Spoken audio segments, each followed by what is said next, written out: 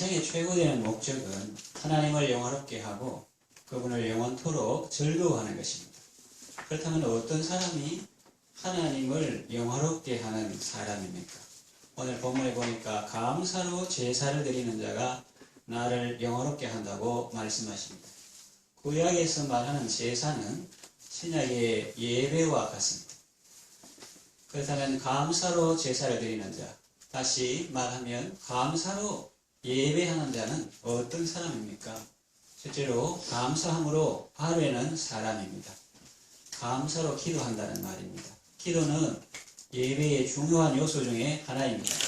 또 기도하는 것 자체가 사실은 예배죠. 성경은 우리가 기도할 때 어떻게 하라고 하십니까? 빌립보서 4장 6절에 보면은 아무것도 염려하지 말고 다만 모든 일에 기도와 간구로 너희 구할 것을 감사함으로 하나님께 아뢰라고 했습니다. 구할 것을 감사함으로 하나님께 아뢰라고 말씀하십니다. 그러니 기도할 때 감사함으로 아뢰시기 바랍니다.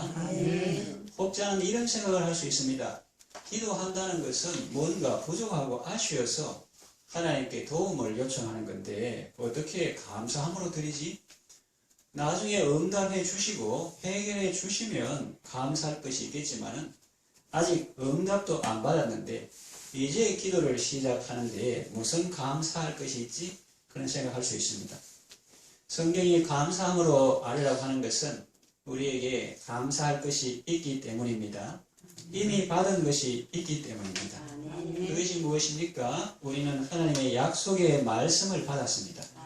그리고 성경을 통해서 하나님이 어떤 분이신지를 압니다. 그렇기 때문에 그 하나님을 생각하면 감사하고 그분의 성품을 생각할 때 감사하고 그래서 은혜의 보좌 앞에 나아갈 때 이걸 귀에 걸고 나아갈 수 있는 것입니다.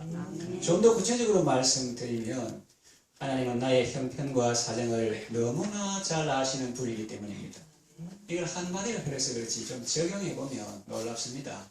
시청에 도청에 혹은 무슨 볼 일이 있어 가는데 그 사람이 내를 생판 모르고 아주 사무적이다 이런 사람하고 내 형편과 사정을 너무나 잘 아는 사람이 뭐 죽고 하는 그런 마음으로 기다리고 있는데 내가 관청에 나간다. 이거는 완전히 차이가 천장지차가 있죠.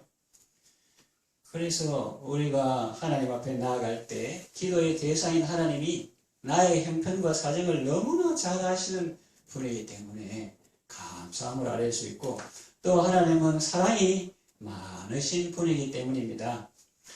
민원인이 자꾸 찾아오는 걸 귀찮게 여기는 그런 공무원이 아니라 하나님은 내가 찾아오는 것을 환영하시고 도와주는 것을 기뻐하시는 나의 아버지십니다.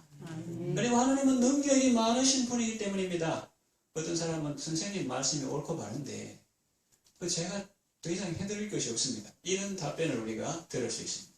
그런데 하나님은 사랑이 많으신 뿐만 아니라 능력이 많으신 분이시기 때문에 우리가 그분 앞에서 기쁨으로 감사함으로 아뢰일 수가 있는 것입니다. 그리고 하나님은 신실하신 분이시기 때문입니다. 약속하신 것을 반드시 이루시는 분이십니다. 그래서 우리는 아직 기도의 응답을 받지 않았고 이제 기도를 시작한다 해도 구할 것을 감사함으로 하나님께 아뢰일 수 있는 것입니다. 기도할 때 원망하거나 불평하지 말고 인상을 쓰거나 찡그리지 말고 감사함으로 아뢰시기 바랍니다. 하나님과 즐겁게 대화하시기 바랍니다. 그리고 찬송은 곡조 있는 기도라고 하지 않습니까? 그러니 여러분 찬송할 때에도 기쁨으로 찬송하시기를 바랍니다. 두 번째 감사로 예배드리는 자는 어떤 사람입니까? 감사함으로 드리는 사람입니다. 헌금은 예배의 중요한 요소 중에 하나입니다. 만왕의 왕이신 하나님 앞에 나올 때 우리는 정성껏 예물을 준비해서 드립니다. 하나님께 직접 드리는 것은 헌금이나 헌물이라 표현하고 하나님께 드리는 것이지만 가난하거나 어려운 성도를 돕는 일에 드리는 것을 연보라고 표현합니다. 초대교회 당시에 예루살렘 교회에 흉년이 들었을 때 이방인 교회들이 돈을 모아 그 모교회를 구제한 일이 있는데 그 책임을 바울이 맡아서 그것을 전달받아서 예루살렘 교회에 전하는 그런 내용이 사도행전에 나오고 있습니다. 성경은 연고에 대해서 이렇게 말합니다. 각각 그 마음에 정한 대로 할 것이요 인색함으로나 억지로 하지 말지니 하나님은 즐겨 내는 자를 사랑하시느니라 했고, 또 헌물에 대해서는 이렇게 말씀합니다. 잠언 3장 9절에서 10절 보니까 내 재물과 내 소산물의 처음 익은 열매로 여호와를 공경하라. 그래야만 내 창고가 가득히 차고 내 포도즙 틀에 새 포도즙이 넘치리라 했습니다. 그리고 이런 말씀도 있습니다. 말라기 1장 14절에 짐승떼 가운데 수컷이 있거늘 그 서원하는 일에 흠 있는 것으로 속여 내게 드리는 자는 저주를 받으리니 나는 큰 임금이요 내 이름은 이방 민족 중에서 두려워하는 것이 됨이니라. 만군의 여호와의 말이니라 했고, 3장 8절에서 12절 보면 사람이 어찌 하나님의 것을 도둑질하겠느냐. 그러나 너희는 나의 것을 도둑질하고도 말하기를 우리가 어떻게 주의 것을 도둑질하였나이까 하는도다. 이는 곧 11조와 봉헌물이라. 너희 곧 온 나라가 나의 것을 도둑질하였으므로 너희가 저주를 받았느니라. 이스라엘 종교 말년에 온 나라가, 그의 모든 백성들이 다 하나님의 것을 도둑질함으로 이제 땅이 저주를 받았다. 그런 삶이 황폐한 그런 모습을 보여주고 있습니다. 만군의 여호와가 말하노라. 너희의 온전한 11조를 창고에 들여 나의 집에 양식이 있게 하고 그것으로 나를 시험하여 내가 하늘 문을 열고 너희에게 복을 쌓을 곳이 없도록 붙지 아니하나 보라. 만군의 여호와가 이르노라. 내가 너희를 위하여 메뚜기를 금하여, 메뚜기 잘 아시다시피 곡식을 먹어 치우는 그런 곤충이죠. 메뚜기를 금하여 너희 토지 소산을 먹어 없애지 못하게 하며 너희 밭에 포도나무 열매가 기한 전에 떨어지지 않게 하리니 너희 땅이 아름다워지므로 모든 이방인들이 너희를 복되다 하리라. 만군의 여호와의 말입니다. 이런 말씀들이 있습니다. 자, 뭔가를 드린다는 것은 어떻게 보면 부담스러운 일인데 어떻게 감사함으로 드릴 수 있는가라고 생각할 수 있습니다. 그런데 여러분, 드릴 수 있다는 것은 내가 이미 받은 것이 있다는 말입니다. 하나님께서 주셨기 때문에 드릴 수 있는 것이죠. 다윗은 성전 건축을 위하여 정성껏 하나님께 예물을 드리고 자기가 사실은 건축하려고 했는데 하나님께서는 피를 많이 흘린 군인이고 네 아들이 성전을 건축할 것이다 그렇게 말씀하시는데, 그러나 하나님께서 네가 내 집을 세운다는 것이 기특하기 때문에 내가 네 집을 세워주겠다, 다윗 왕조를 세워주겠다, 그런 축복의 말씀을 하셨는데 다윗은 하나님 앞에 너무나 감사하고 그래서 자기가 짓지는 못하지만은 많은 제목을 미리 준비하고 또 정성껏 하나님께 예물을 드리는 내용이 나오는데, 그때 이렇게 알렸습니다. 저와 백성이 이렇게 드리는 것을 보니 제 마음이 참 기쁩니다. 하나님, 우리가 무슨 힘이 있어서 이런 것을 드릴 수 있었겠습니까?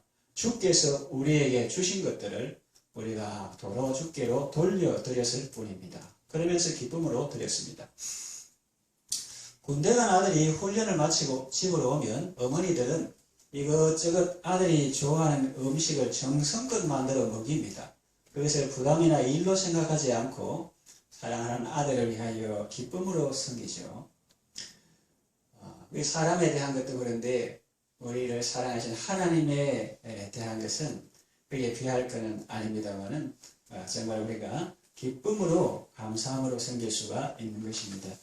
돌려서 생각할 때 사람이 이 땅을 살면서 뭔가를 하나님께 드릴 수 있다는 것은 크나큰 영광이요, 기쁨이요, 특권인 것입니다. 창조주이시며 만물의 주인이신 하나님이 무엇이 부족해서 우리에게 요구하시겠습니까? 다만 우리에게 복 주시기 위해서 사랑으로 명령하신 것이지요. 창세기 보면 아벨은 양을 잡아서 하나님께 제사 드렸습니다. 범죄한 인간이 하나님과 소통할 수 있는 길을 하나님이 열어주신 것이니 얼마나 감사합니까? 돌려서 생각해 보십시오. 먹을 것은 많고 사는 환경은 좋은데 하나님과 소통이 막혔다. 하나님께 나아갈 수 없다. 기도할 수 없다. 그보다 더 힘든 일이 없겠죠. 제사 드릴 수 없고 하나님께 예배할 수 없다면 인간은 얼마나 답답할까요? 불행한 일이고 저주입니다. 예수님은 십자가의 피로 그 저주를 끊으셨습니다. 하나님께 나아갈 수 있는 새롭고 산 길을 열어주셨습니다. 예수님은 향기로운 제물과 생축으로 자신을 하나님께 드리셨습니다. 그러니 여러분, 하나님께 드릴 때 예수님을 의지하여 기쁨으로 드릴 수 있게 되기를 바랍니다. 세 번째, 감사로 제사하는 자. 다시 말하면 감사로 예배하는 자는 어떤 사람인가? 감사함으로 섬기는 사람입니다. 하나님께 드리는 것 중에서 특히 자기의 몸을 들여 섬기는 것을 헌신이라 합니다. 주를 섬기고 교회를 섬기고 성도를 섬길 때 감사함으로 섬기는 자가 하나님을 영화롭게 합니다. 마르다는 예수님이 자기 집에 오셨을 때에 이것저것 준비하느라 마음이 분주했습니다. 그래서 마리아를 원망하고 예수님에 대해서까지 섭섭한 마음이 생겼습니다. 교회 일을 많이 하는 것도 중요하지만 더 중요한 것은 주님에 대한 감사의 마음이요, 형제에 대한 사랑입니다.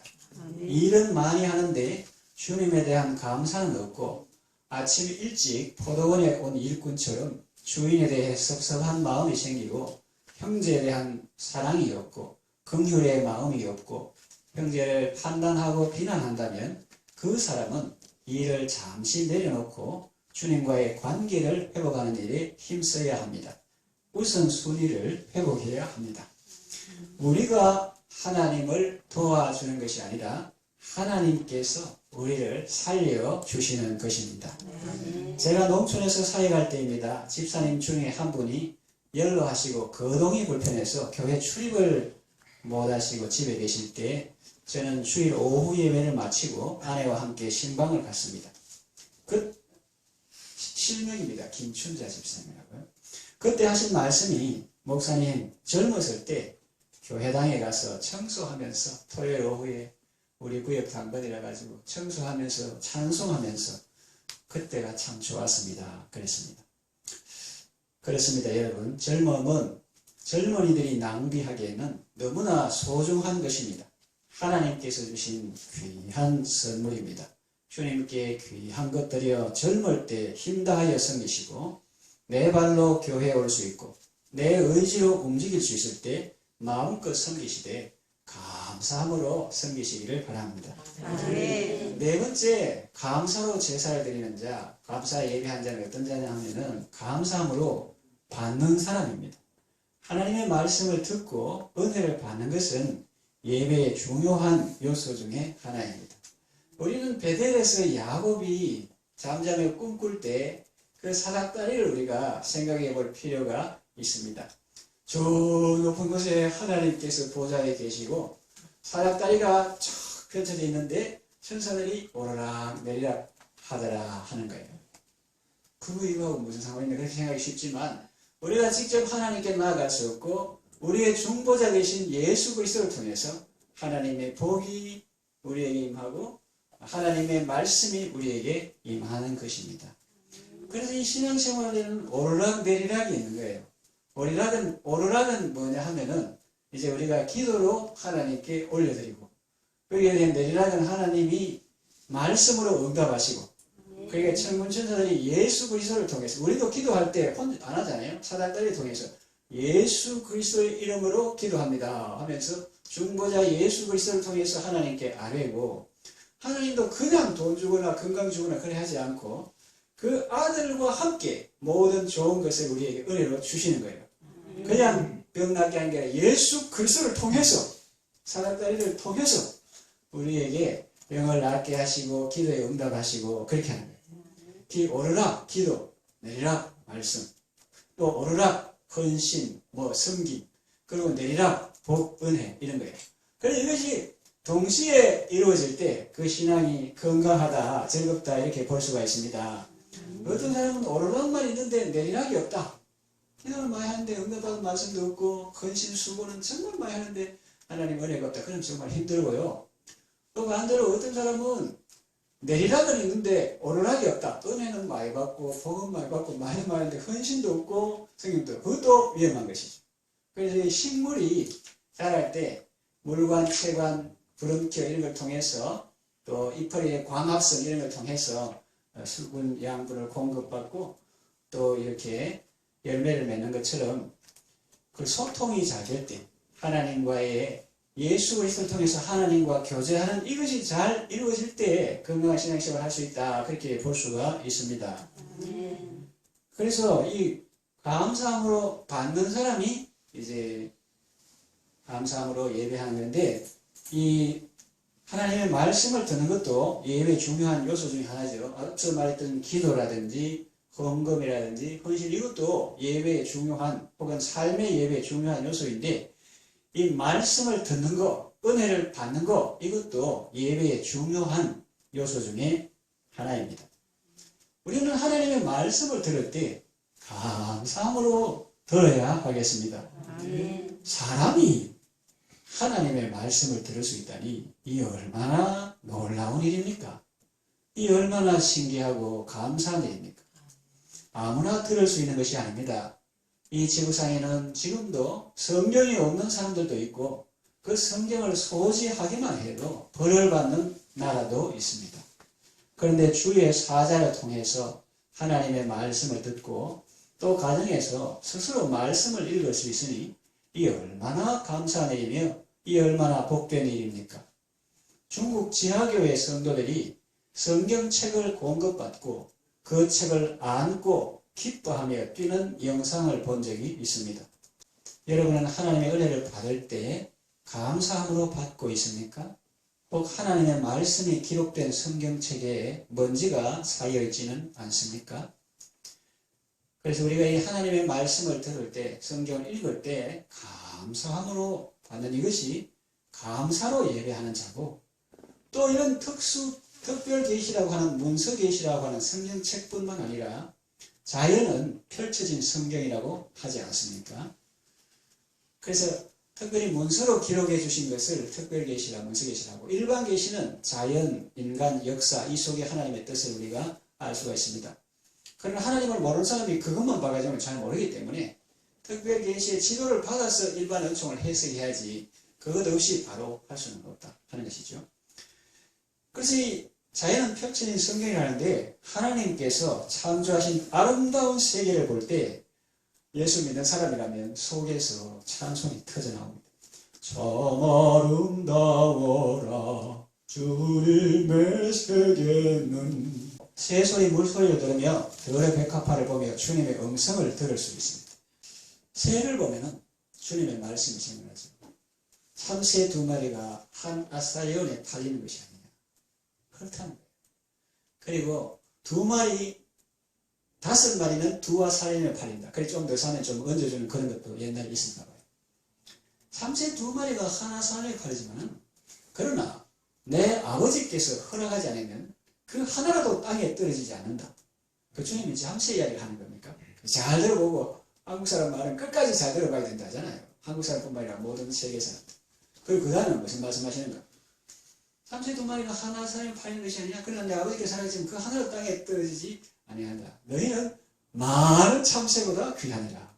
그 말씀하시는. 그래서 참새 하나도 귀한데 그 한 마리도 아버지께서 허락하지 않으면 땅에 떨어지지 않는데 너희는 참새 한 마리 아니라 10마리 아니라 100마리 많은 참새보다 귀하다. 그 하나님의 사랑으로 돌보신다는 말이에요. 그리고 들의 백합화.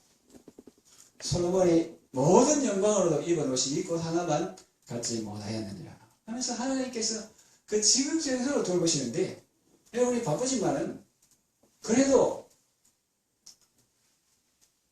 벚꽃이 떨어질 때 아무 감각이 없다. 얼라가 까르르 웃는데 아무 감각이 없다. 또 낙엽이 바람에서 한번 그러면 어디 가봐야 된다 했죠. 그럼 잡아서. 그래서 이 백합화 보면은 시간 있으면 잘 관찰해 보세요. 그게 인간의 어떤 과학으로 되는가? 이게 또 풀이 얇은 것이 키가 조금 30cm 넘는 것이 서 있다. 인간이 해보려고 하면 세우려고 잘 안 됩니다. 그게. 근데 하나님께서 이렇게 딱 세우시니까 가늘 것이 그렇게 탁 펴 있고 덜국과 그런 것도 사람이 만들려고 하면 잘 못 만들죠. 그렇게 좀 촌스럽게 생겼는데 억수로 아름답게 꽃이 그렇게 피고 있습니다. 그런데 거기서 뭐라고 말씀하십니까? 솔로몬의 모든 영광, 솔로몬은 억수로 부자고 외교도 잘하고 말도 많고 뭐 그런데 그 영광이 모든 영광으로 입은 옷이 이 꽃 하나만 갖지 못하였느냐.